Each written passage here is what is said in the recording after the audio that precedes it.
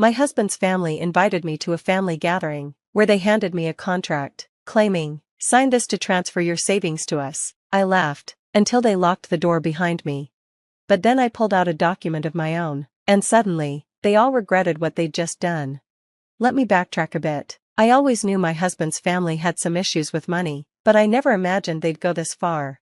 I'd been married to Mark for a decade. Together, we'd built a stable life, both working hard, making wise financial choices. I wasn't one to flaunt my wealth, but I had a healthy savings account, investments, and shared ownership in everything we had together. Mark and I had always kept our finances separate, but we contributed equally to our household. It felt like a solid arrangement.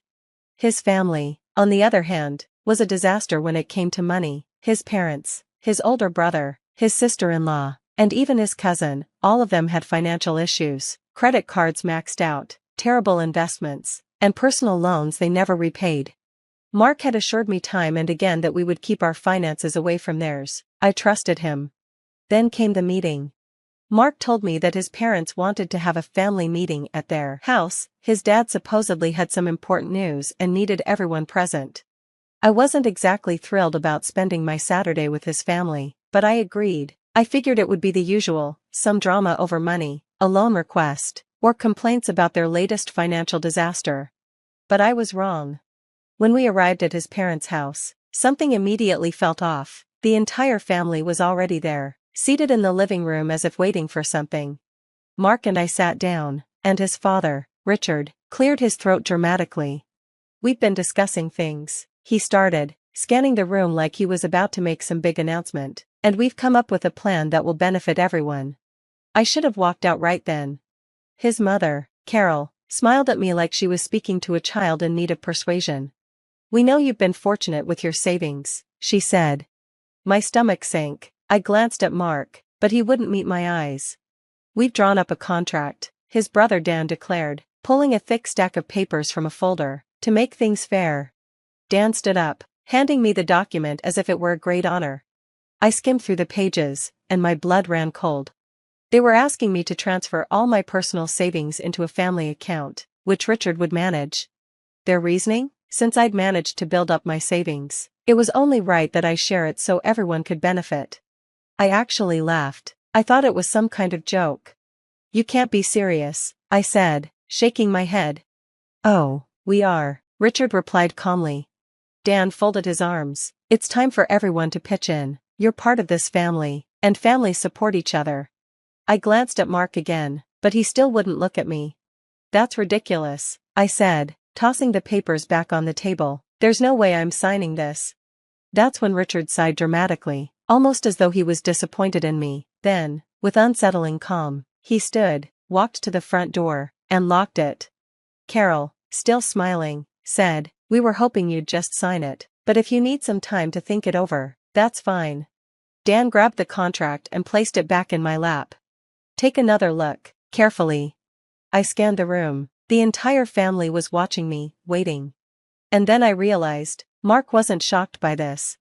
He knew they'd try this, and he hadn't said a word. That was when something inside me snapped. I slowly reached into my purse. The smug looks on their faces made them think I was going for a pen. Instead, I pulled out my own folder. I calmly unfolded the papers and set them down on the table. "What's this?" Richard frowned. I leaned back in my chair, unaffected. "Divorce papers." Mark's head shot up. "Wait, what?" I turned toward him, fully facing him now. "I knew something wasn't right when you insisted on separate finances all these years. I knew your family came first for you, but this?" I motioned at the contract. "This is the proof I needed." Mark's face turned red. "Babe, please, let's just talk about this." "No," I pointed at the papers in front of me. "You're signing these today." Carol's smile began to fade. "Now, just hold on." "No," I snapped. I came prepared. I turned back to Mark, keeping my voice steady. "I met with my lawyer 2 weeks ago. The house? It's in my name. The car? Also mine. The savings? You were never on the account. You don't have access to a single dime of my money." Richard's face turned purple. "You ungrateful." "Careful," I warned. "I also have a restraining order ready, in case anyone here tries to harass me after today." The room fell silent. Then Dan scoffed. You wouldn't actually go through with this. I pulled out my phone. I'll call my lawyer right now. Mark swallowed hard. Please, don't do this. I raised an eyebrow. Why, so you and your family can bleed me dry, so I can keep funding their poor decisions for the rest of my life? I gestured at the contract still sitting there. You thought I'd sign this? His mother began to cry. His father shook with rage. His brother looked like he wanted to punch something.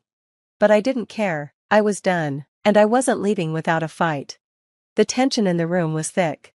Mark's family sat frozen, staring at me like I'd just pulled a loaded weapon instead of divorce papers.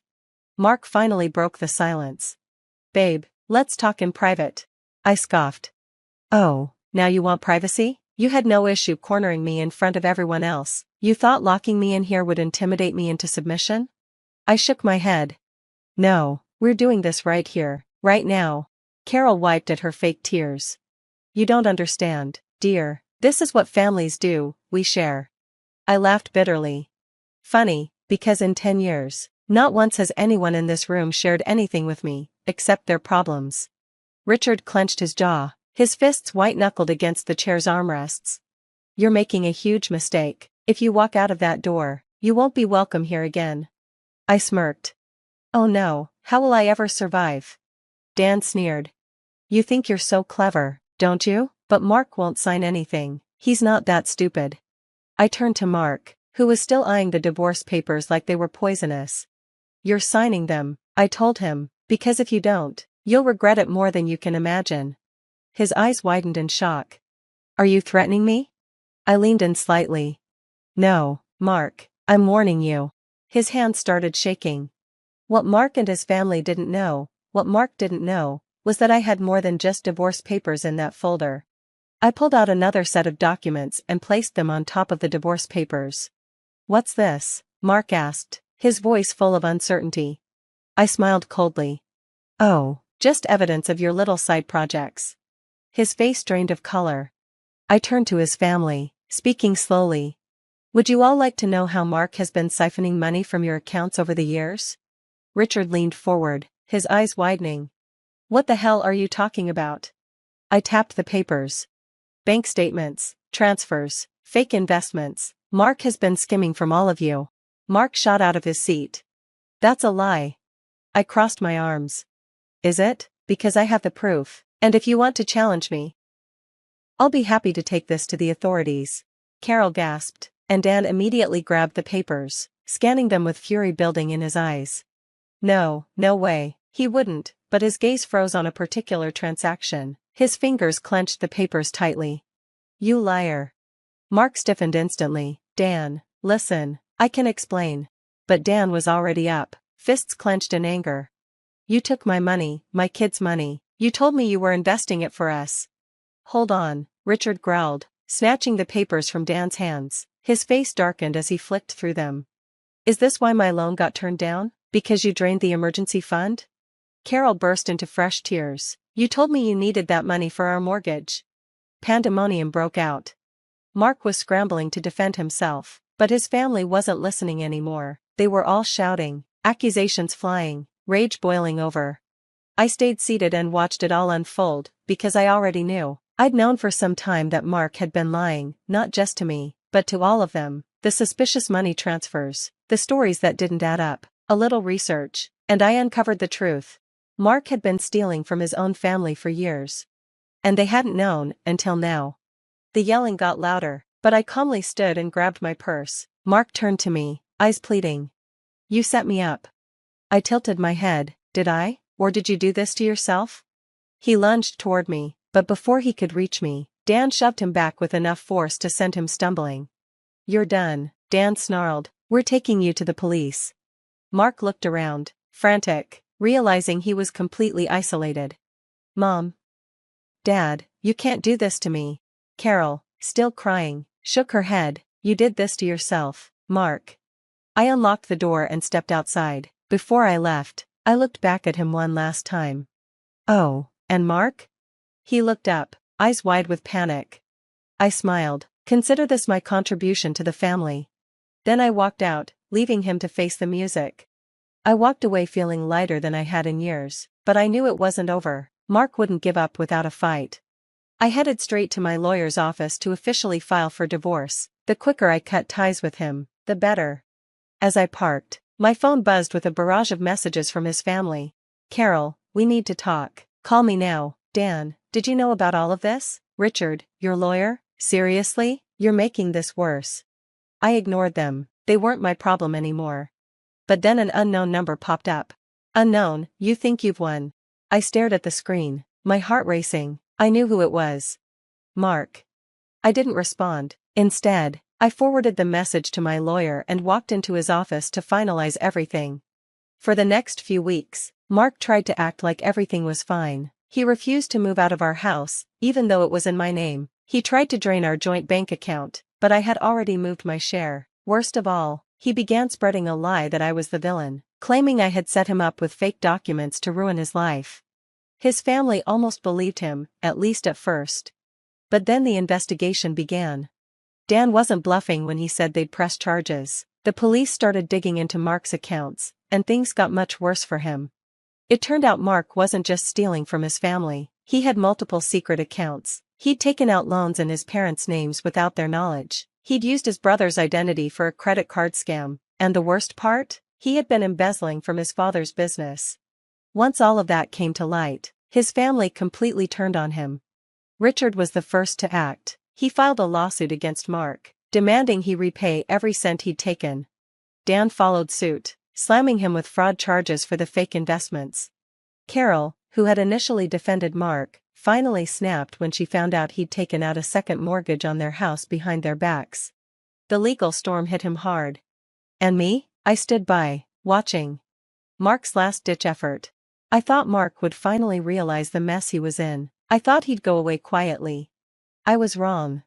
One night, about a month after everything unfolded, I woke up to pounding on my front door. I checked the time, 2:47 a.m. A sinking feeling crawled into my stomach as I grabbed my phone. Then I heard it. Open the door. My name, I know you're in there. It was Mark. I didn't move. I didn't say a word. I just called the police. You set me up, he screamed. You took everything from me. Let me in. Damn it. I remained silent. I just watched the security footage as the police arrived. When they pulled up, Mark tried to run, but he was too slow. They tackled him to the ground and arrested him on the spot. The next morning, I learned the reason for his midnight visit. His family had cut him off completely. No money, no house, no car. And his legal situation? Worse than ever. The final twist. I thought that was the end of it. But a week later, I got a call from my lawyer. He sounded amused. You're going to love this, he said. Mark had a secret account in your name. I almost dropped my coffee. What? Turns out, Mark had been funneling stolen money into an account under my name, likely planning to pin everything on me if he got caught. But he didn't cover his tracks well enough. So guess what happened? Since the account was in my name, I was legally entitled to all of it. Mark? He went straight to jail for fraud, identity theft, and embezzlement. And me? I walked away with a huge payout. Mark thought he could ruin my life. He thought he could use me as a scapegoat for all his crimes. But instead, he ruined himself. After the discovery of the secret bank account, my lawyer acted quickly. Since the account was legally mine, I kept every penny. The money Mark had stolen from his family, the money from his father's business, the fake loans. It all went into that account. Over $300,000. And his family couldn't take it back, because Mark had used fake documents to open the account. It was legally mine. Dan, Richard, and Carol tried to contest it in court, claiming it belonged to them. But my lawyer shut them down. Your son committed fraud, he told them. If you want to press charges, go ahead, but my client had no part in his crimes. They had no case. So while Mark rotted in jail, I walked away with everything he'd stolen. Mark's trial was a disaster, for him. The evidence stacked against him was overwhelming. Even his own lawyer was embarrassed. The charges piled up: identity theft, fraud, embezzlement, grand larceny. By the end, the judge showed no mercy. Mark was sentenced to 7 years in prison. 7 long years. And since he couldn't afford a decent lawyer, he didn't get a cushy sentence. He went straight to a state prison. The last time I saw him was in court. He was a shell of the man he used to be, his hair unkempt, his face pale, his cocky demeanor gone. I walked past him, and he had the nerve to whisper, "Please, help me." I smiled.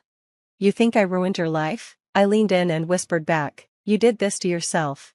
Then I walked out, without a second glance. The best part? Remember that house he refused to move out of? I sold it, at a huge profit. And the car he thought he could take from me? Sold that too. Thanks for watching, and stay tuned for the next video.